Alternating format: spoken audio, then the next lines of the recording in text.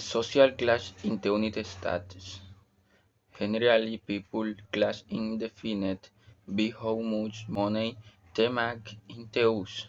Generally, these are third class, poor, middle class, and rich. Some people also think there is another class in between poor and middle class kids. Working class United States cultures is based on the idea that people can move up the economic ladder and become middle class or even rich if they were born poor.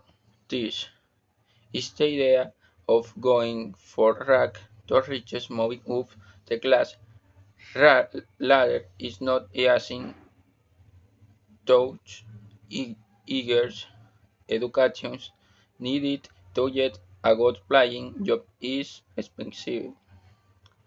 Class in the United States is more that just how much money a person makes.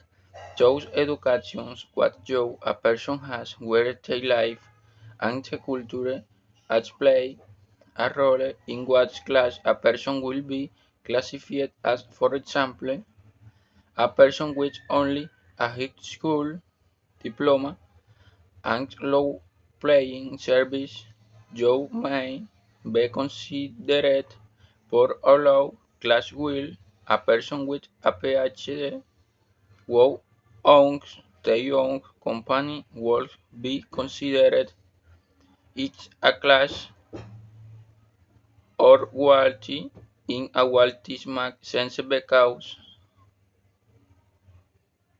each playing job usually requires a will a each level education, but for some people class in something you are born with. For example, the children of billionaire Donald Trump were from rich and upper class without having done anything to earn that status.